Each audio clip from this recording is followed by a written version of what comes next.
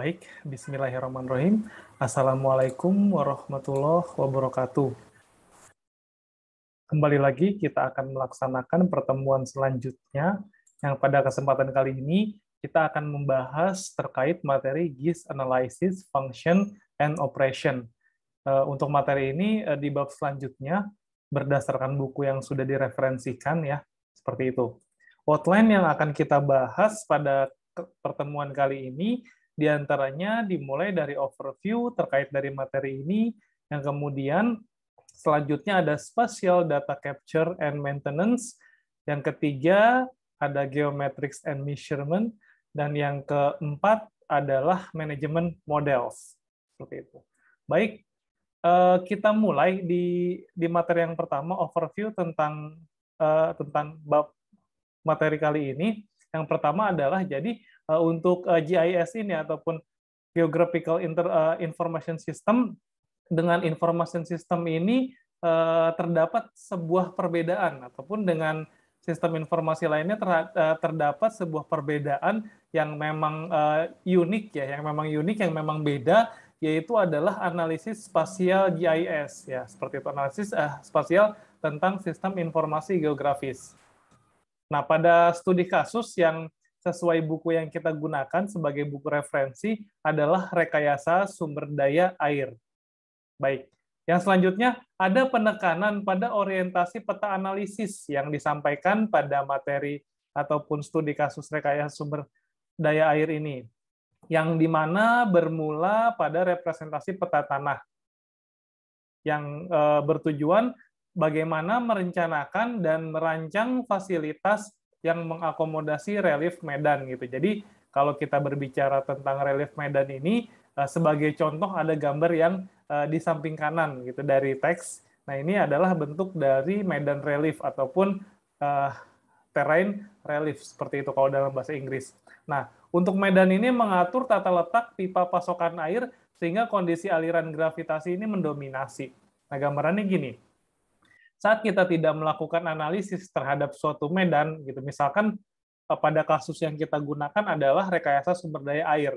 Nah, kalau kita tidak memperhatikan letak dari medannya, ini akan memungkinkan saat pemasangan pipa tuh sifat gravitasinya kita tidak bisa memanfaatkan dengan baik gitu. Jadi maka dari itu diharuskanlah didorong ataupun dipompa gitu. Jadi ada cost tambahan gitu. Makanya ketika kita akan membangun infrastruktur untuk pipa yang akan menyalurkan air ini, ketika kita sudah melakukan analisis terhadap medan reliefnya, maka akan bisa memanfaatkan dengan efisien dan baik dari letak ataupun sisi geografis dari medan yang akan kita analisis gitu, seperti itu. Jadi saat kita bangun suatu perumahan ataupun gedung dan sebagainya yang memang lokasinya itu adalah cukup besar gitu, maka kita bisa membuat sebuah model ataupun sebuah konsep dengan baik gitu, bagaimana arah ataupun lintasan dari aliran air yang akan ditujukan gitu ke beberapa tempat, seperti itu. Nah, pada kasus yang lalu ataupun sebelumnya ataupun bertahun-tahun sebelumnya, ini perhitungan yang digunakan oleh para praktisi sistem informasi geografis ini ataupun yang dulunya adalah para insinyur ya untuk istilahnya, ini perhitungan yang digunakan ini berdasarkan ataupun didasarkan pada data yang diambil dari peta konvensional, seperti itu. Ya, nah jadi saat kita telah dan ingin menganalisis peta konvensional yang memang dulunya digambar oleh tangan gitu, maka saat kita akan melakukan menghitung, maka kita harus menghitung gitu berdasarkan ataupun didasarkan pada data yang memang diambil dari peta konvensional itu. Oke. Nah, yang selanjutnya GIS ini ataupun sistem informasi geografis ini menawarkan sebuah solusi, yaitu solusinya apa? Perhitungan yang dapat dilakukan secara otomatis. Seperti itu. Jadi kita sudah dapat menyimpulkan apa advantages ataupun keuntungan yang ditawarkan ketika kita menggunakan sebuah sistem informasi geografis ketimbang kita menghitung dengan menggunakan konsep konvensional seperti itu. Baik, cukup jelas ya. Nah, mari sama-sama kita perhatikan gambarnya seperti itulah yang dimaksudkan terrain relief ataupun relief medan seperti itu. Ya, bentuk dari petanya seperti itu, salah satu contohnya. Seperti itu ya. Baik, yang selanjutnya adalah kita telah membahas di bab-bab sebelumnya bahwa kita sudah mulai menggunakan ataupun ke arah pemanfaatan dari database spasial dan juga database non spasial gitu yang pernah kita buat, bagaimana membentuk sebuah poligon, bagaimana memotong dan bagaimana menggabungkan dua poligon menjadi satu. Nah, ini adalah masuk ke dalam ranahnya database spasial dan non spasial. Nah, di mana dua database ini sama-sama menyediakan model terkait abstrak dunia. Gitu. Jadi bagaimana dunia yang kita tempati ini dapat dimodelkan ya, dapat dimodelkan dengan bantuan sebuah sistem informasi ataupun sebuah sistem sehingga dapat menyajikan sebuah tampilan interface ataupun peta yang memang menyerupai ya gitu, menyerupai aslinya gitu, fisik aslinya gitu. Jadi sama rasanya ketika kita menganalisis melalui peta dengan datang ataupun berjalan langsung ataupun berinteraksi dengan fisik aslinya seperti itu. Ya. Yang selanjutnya adalah GIS ini digunakan untuk menggambarkan bumi secara realistis yang dapat yang pertama menampilkan medannya, yang kedua ada kecuraman dan arah lerengnya. Ini kalau kita menggunakan peta raster dam itu kemudian kita analisis untuk kecuraman ataupun analisis tentang lerengnya seperti itu. Dan juga yang selanjutnya adalah tutupan vegetasi ataupun NDVI dan sebagainya seperti itu ya. Nah, itu ditawarkan oleh GIS. Yang ketiga adalah kita dapat mempelajari ataupun dapat mendapatkan sebuah wawasan tentang karakteristik dari suatu tanah gitu. Tanah itu kan yang kita ketahui terdapat beberapa jenis. Nah, kita dapat memahami bagaimana wawasan terkait karakteristik dari suatu tanah. Ya. Yang selanjutnya, GIS juga dapat digunakan untuk prediksi bagaimana tanah akan terlihat di masa depan gitu. Nah, kita kan kalau kita coba perhatikan yang secara simpel saja di Google ya, di Google Map ataupun sebagainya, saat kita dulu melihat Google Map pada 10 tahun yang lalu dengan saat ini tentunya ada perbedaan gitu. Dulunya adalah lapangan kosong, sekarang sudah jadi perumahan dan sebagainya. Nah, itu juga kita bisa melihat ataupun bisa melakukan analisis ataupun peramalan menggunakan bantuan dari sistem informasi geografis. Nah, makanya di sini disampaikan bahwa GIS juga dapat digunakan untuk melakukan prediksi, peramalan, ataupun forecasting. Bagaimana tanah akan terlihat di masa yang akan datang. Ya, seperti itu, di mana yang namanya forecasting ataupun prediksi ataupun peramalan ini akan memodelkan gitu, akan memodelkan kejadian yang akan datang berdasarkan data historicalnya seperti apa. Jadi kita perlu memiliki data historical untuk bisa meramalkan saat ini dan masa depan seperti itu ya. Gitu. Dan poin kelima adalah kemampuan peramalan ini dikatakan ataupun bisa dibilang sangat berguna ataupun very important dalam perencanaan dan desain teknik. Gitu. Nah, kita kalau akan melakukan sebuah perencanaan dan desain teknik ini sangat penting sekali gitu. Sangat penting sekali ketika kita menguasai ataupun memanfaatkan kemampuan peramalan ataupun forecasting. Nah, di mana dari segi peramalan ini yaitu mensimulasikan contoh-contohnya ya, dapat mensimulasikan kedalaman limpasan banjir. Ada juga contoh kedua yaitu dapat mengetahui penurunan muka air karena sumur pompa dan juga dapat memperkirakan distribusi populasi dari pembangunan yang diusulkan gitu. Kita jadi bisa mengetahui bagaimana sih konsep distribusi populasi ataupun perkiraan dari distribusi populasi saat kita menggunakan kemampuan peramalan ini. Ataupun saya lebih lebih enaknya sebetulnya menyebutnya forecasting ya, bukan peramalan gitu. Kalau peramalan ini tuh kesannya apa ya? Terkesan seperti paranormal gitu ya, meramalkan gitu. Padahal jika kita berbicara tentang science, peramalan itu adalah based on data gitu. Based on data artinya memang kita bisa melakukan prediksi terhadap masa depan dengan bantuan data-data yang telah terjadi gitu, data-data yang dikumpulkan atas kejadian di masa lalu gitu. Nah, hasil peramalannya bisa dikatakan benar ataupun precise ataupun bisa dikatakan melenceng ataupun unprecise gitu. Jadi tergantung dengan apa teknik peramalan yang kita gunakan. Kalau tekniknya tepat, datanya bagus, datanya baik, tidak pur, ini maka bisa menghasilkan sebuah model yang dapat melakukan prediksi dengan presisi. Seperti itu ya. Baik. Paham ya? Nah, yang selanjutnya adalah seni dan ilmu terkait GIS ini memerlukan ataupun perlu gabungan antara fungsi analisis dengan data yang sesuai untuk menghasilkan informasi yang dapat dikatakan berguna gitu. Jadi saat kita sebagai saintis ingin membuat konsep, ingin membuat model, ingin menyampaikan pengetahuan ataupun informasi, belum tentu informasi yang kita hasilkan itu berguna gitu untuk stakeholder ataupun perusahaan ataupun siapapun mitra yang membutuhkan informasi itu. Seperti itu. Jadi ada informasi yang berguna dan juga ada informasi yang tidak berguna seperti itu. Nah, di mana praktisi GIS ya gitu, kalau kita sudah paham betul tentang konsep GIS-nya, minimal konsep dasar, nih maka kita bisa coba untuk apply ataupun submit kepada proyek-proyek yang sifatnya dasar tentunya.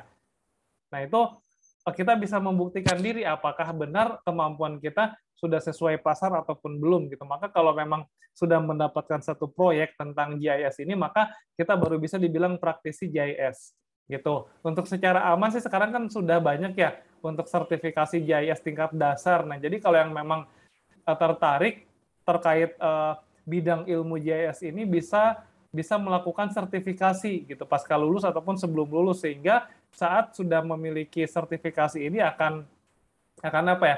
Akan bisa membuktikan setidaknya membuka pintu gitu atau membuka gerbang terhadap berbagai proyek terkait GIS ini. Sangat banyak ya. Salah satunya adalah terkait permasalahan kelapa sawit, lahan gambut dan sebagainya. Itu sangat memerlukan sekali banyak praktisi di dalam GIS.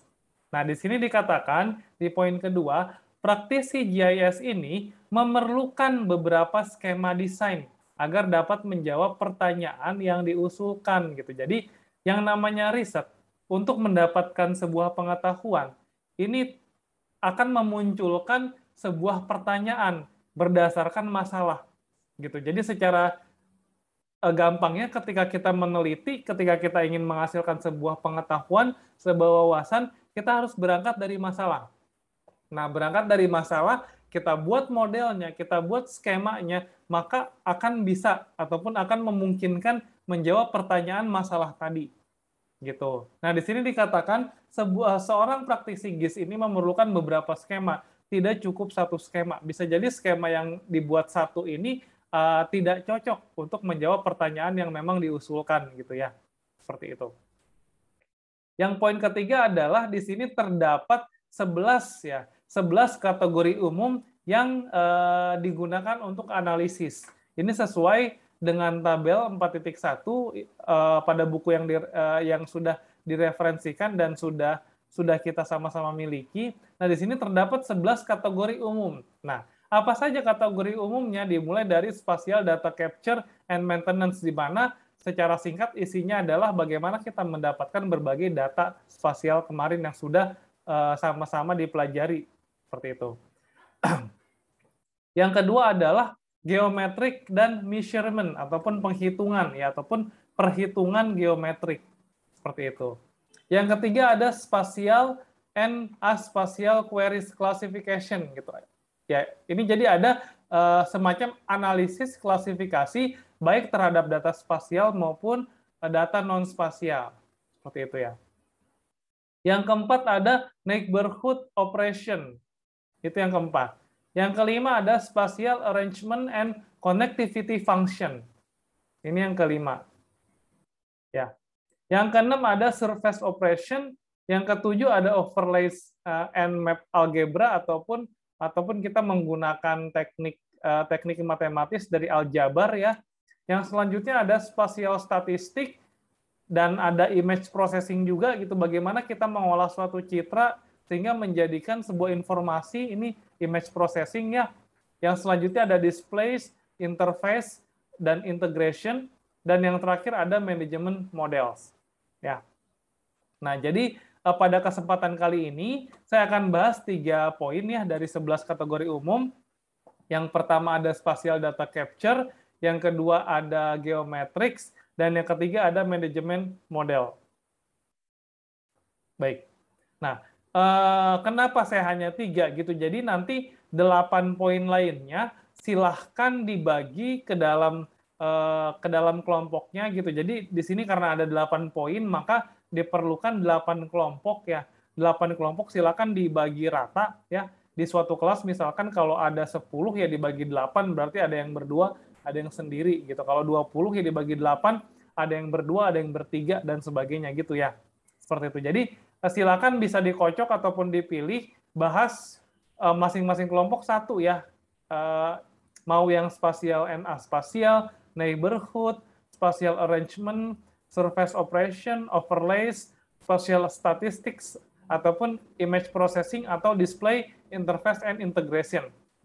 Seperti itu. Nah, tolong yang dibahas jangan hanya theoretical saja ya, namun implementasinya gimana, penggunaannya gimana, tekniknya gimana gitu. Nah, jangan seperti di saat tugas pertemuan 6 gitu. Jadi bahasnya theoretical, nah itu akan membingungkan untuk kita penonton, apakah memang benar dicoba ataupun tidak gitu ya, ataupun tidak gitu. Jangan-jangan cuma nyomot data ataupun gambar dari internet seperti itu. Ya itu nggak boleh gitu. Jadi sesuai dengan poin dari submaterinya, silakan bahas teoretikalnya ataupun teoritisnya beserta contoh implementasi. Misalkan kalau memang di sini poinnya hanya setting-setting, config dan sebagainya, ya silakan gitu. Dibuat dokumentasinya agar yang baca, yang melihat, yang menonton minimal teman kalian dapat memahami, oh ternyata itu maksudnya gitu. Selain teorinya, kita tahu implementation-nya gimana sih, seperti itu ya. Oke, baik. Oke, saya lanjutkan. Nah, ini di poin yang pertama adalah spatial data capture and maintenance. Nah, di mana spatial data capture and maintenance ini sebetulnya telah kita kerjakan ya, telah kita pelajari, telah kita lakukan di pertemuan sebelumnya ataupun di bab 3. Nah, fungsi GIS untuk pengambilan data spasial telah diulas ya, telah diulas di bab sebelumnya gitu. Jadi kita sudah bahas di bab sebelumnya terkait dari digitizing, scanning, surveying, yang kemudian ada satellite image processing, yang terakhir ada projection gitu. Nah, fungsi pengambilan data dan pengembangan menggabungkan berbagai teknik analisis dari data spasial untuk dilakukan operasi terhadap data tersebut, yaitu dengan operasi GIS yang akurat dan efisien, seperti itu. Nah, jadi fungsi-fungsi pengambilan data yang sudah kita pahami seperti itu. Dan yang keempat adalah menguji apakah suatu titik berada di dalam poligon adalah operasi dasar dalam komputer grafik dan juga GIS. Gitu. Jadi jika kita punya sebuah poligon, terus di dalamnya ada sebuah titik, kita bisa melakukan analisis apakah titik tersebut dapat disimpulkan berada tepat di dalam poligon ataupun di luar poligon. Nah, ini dengan suatu analisis gitu. Ada suatu teori mengatakan jika suatu titik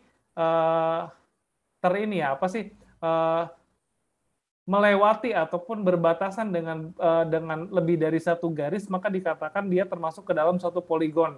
Gitu. Nah, ini bisa dicari untuk lebih dalam teorinya berdasarkan siapa ya. Nah, itu. Ini keempat poin yang berada di dalam spatial data capture.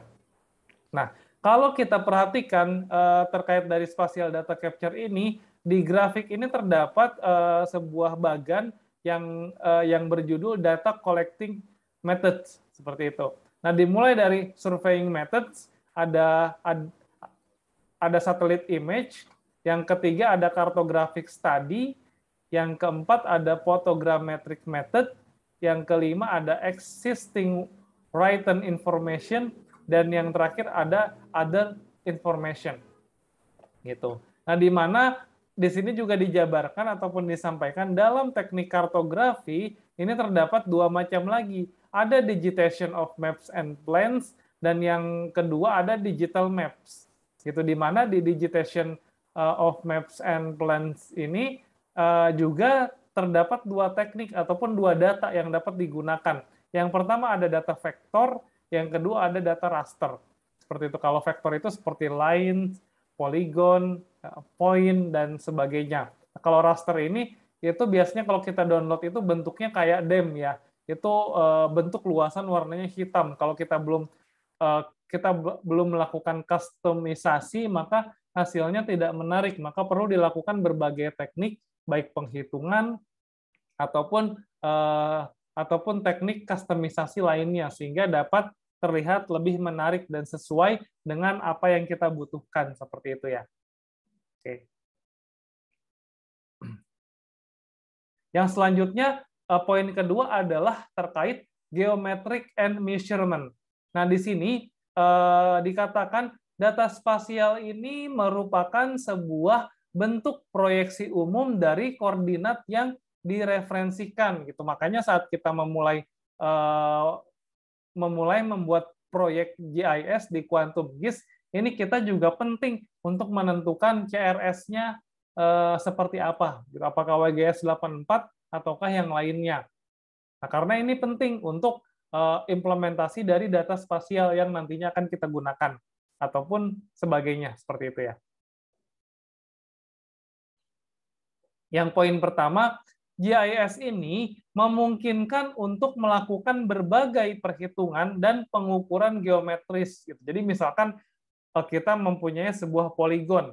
Nah, kita ingin menghitung keliling poligon itu, luasan poligon itu, berapa titik di dalamnya, atau volume dan sebagainya. Nah, itu kita bisa melakukan perhitungan beserta pengukuran secara geometris.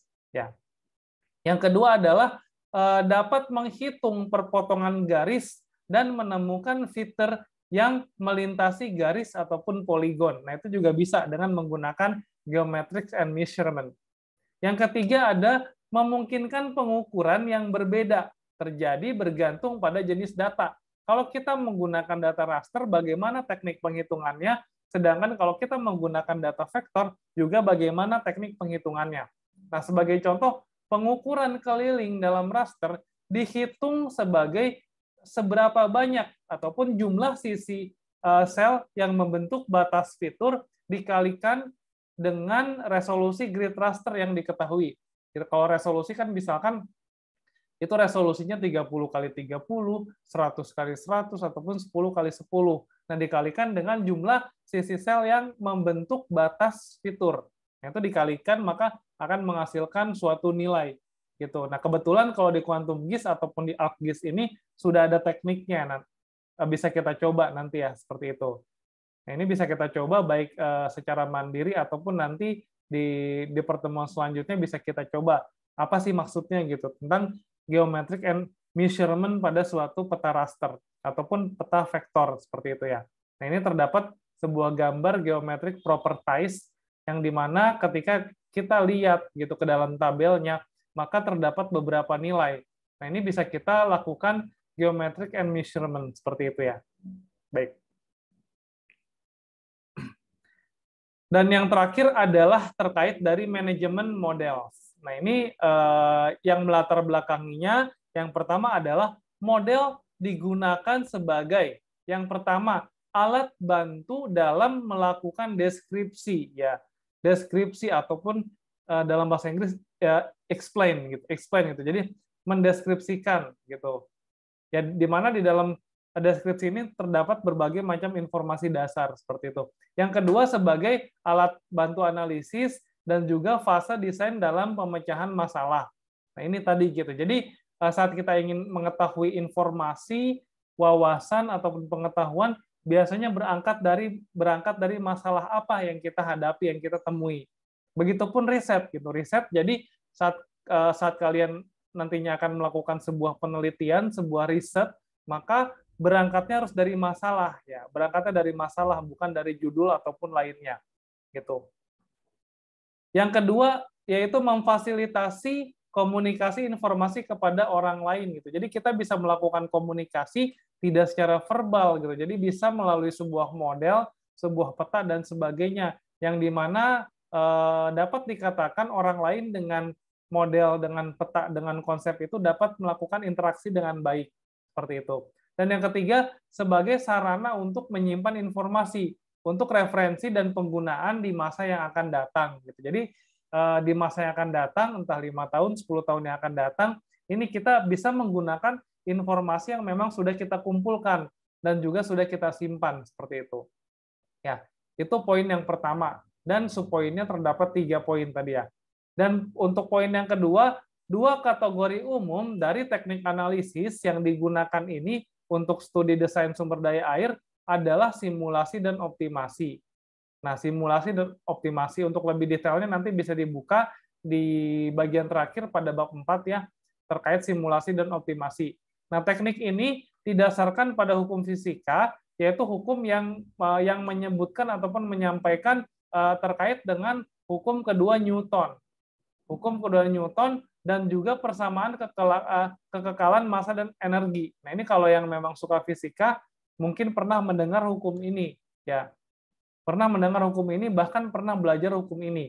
Yang poin kedua adalah model daerah aliran sungai biasanya itu menggunakan deret waktu, ataupun dalam bahasa Inggris lebih enak didengar, yaitu time series. Ya, time series biasanya dia itu periodical gitu. Jadi ada waktunya bahkan sampai menit, detik gitu, jam, menit, detik, hari, tanggal dan sebagainya. Itu namanya data time series ya.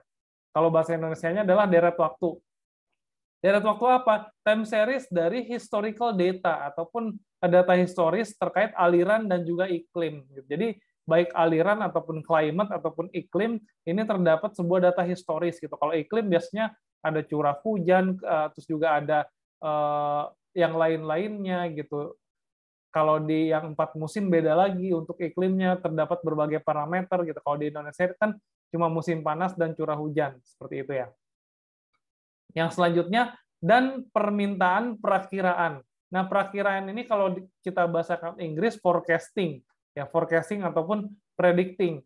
Yang dimana forecasting ataupun predicting ini dapat digunakan ataupun untuk menghasilkan time series lagi ataupun deret waktu data lagi untuk deret waktu yang baru dari keluaran yang memang dihasilkan sebuah sistem tadi yang telah kita gunakan, gitu. Nah, jadi secara sederhana, saat kita ingin melakukan predik ataupun forecasting terhadap data historical, maka model yang telah kita selesaikan akan bisa menghasilkan sebuah keluaran ataupun output berupa data kembali. Di mana data ini berupa data prediksi, data hasil prediksi yang dapat menggambarkan seperti apa kejadian yang akan datang. Gitu, sama dengan berbagai aplikasi yang pada kehidupan sehari-hari kita gunakan, itu sebetulnya banyak sekali fungsi ataupun fitur yang sifatnya predik gitu.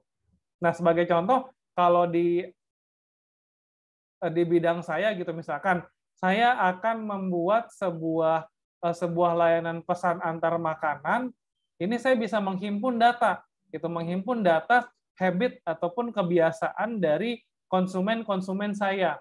Oh, ternyata si ini gitu kalau jam 20.00 ataupun 8 PM dia senang sekali memesan burger misalkan. Dia senang sekali dia memesan burger. Terus dari data-data pribadinya ternyata body mass index-nya ini sudah over. Terus juga untuk kegiatannya jarang olahraga dan sebagainya. Ini bisa saya simpulkan ataupun predik pada umur sekian untuk orang tersebut akan terkena beberapa penyakit yang memang bisa disebut kronis gitu, untuk diabetes ataupun penyakit jantung dan sebagainya. Nah, di mana data predicting tadi bisa saya manfaatkan untuk memberikan rekomendasi pola hidup sehat, ataupun kalau sudah terjadi, ini bisa menawarkan rekomendasi terkait pengobatannya gitu ya. Jadi itu bisa kita prediksi dengan data historicalnya gitu. Makanya saat kita ingin mengamankan data, sebetulnya cara terbaik adalah jangan menggunakan teknologi gitu. Tapi kan nggak mungkin ya. Sekarang sudah zamannya 4.0, bahkan akan menuju 5.0 sebentar lagi, maka seluruh kehidupan kita sangat bergantung sekali kepada teknologi gitu. Kalau sudah internet tidak nyala, rasanya seperti dunia mau terbalik gitu. Ataupun sedang ada pemadaman listrik, baru juga 5 menit sudah berkeluh kesah gitu ya, sudah pusing gitu. Kapan sih listriknya nyala gitu? Nah, yang dicari sebetulnya bukan hanya penerangan gitu, bisa jadi tidak bisa menggunakan internet dan sebagainya seperti itu. Padahal di zaman dulu kita sudah terbiasa dengan kondisi yang gelap gulita seperti itu. Ya, baik, untuk materinya demikian gitu. Jadi saya ulas kembali bahwa nanti dari 8 poin ini, kecuali yang poin 1, 2, dan terakhir, ini silakan dibagi ke dalam 8 kelompok. Jadi satu kelompok, satu poin untuk dibahas beserta cari tahu bagaimana implementasinya dan demonstrasikan beserta dokumentasikan. Jadi seperti itu. Nah, silakan dibuat di Word, tapi nanti ketika memang ditagih harus ini apa sih, harus bisa membuktikannya, maka harus ada gitu. Jadi tugas ini selain dibuat di Word, juga dibuat oke, mohon maaf saya ralat gitu. Jadi tugas ini silakan dibuat di PowerPoint juga, silakan sama disampaikan ataupun dibuat seperti tugas yang disampaikan di tugas ke pertemuan 6 gitu. Tugas di pertemuan 6 gitu. Jadi silakan buat PowerPoint-nya, silakan disampaikan demonstrasi dari penggunaannya dan juga dikumpulkan di e-kampus sesuai dengan instruksi tugas selanjutnya gitu. Jadi silakan dikerjakan dulu sampai 1 minggu gitu, ataupun silakan dikerjakan sampai pertemuan selanjutnya gitu. Jadi silakan dicari tahu gimana sih teknik penggunaannya, implementasinya, kemudian dirapatkan, didiskusikan dengan kelompok, silakan buat videonya. Seperti itu, paling 5 sampai 10 menit gitu. Jadi jangan lebih dari 10 menit seperti itu ya. Oke. Dan juga untuk nilai keaktifan, silakan bisa baca kembali buku referensinya, dibaca dan dipahami secara lengkap. Kemudian jika ada pertanyaan terkait dari lingkup materi yang terdapat pada slide ini, silakan disampaikan ya di kolom pertanyaan gitu. Jadi saya akan upload video ini di YouTube, dan silakan isi komentar, baik itu bertanya ataupun menjawab pertanyaan ketika memang mampu dan sudah mendapatkan informasi yang lengkap dari buku seperti itu. Baik, demikian untuk materi yang bisa saya sampaikan. Mohon maaf atas kekurangan dan minimnya materi. Saya ucapkan terima kasih. Jika sudah menonton video ini, saya tutup. Assalamualaikum warahmatullahi wabarakatuh.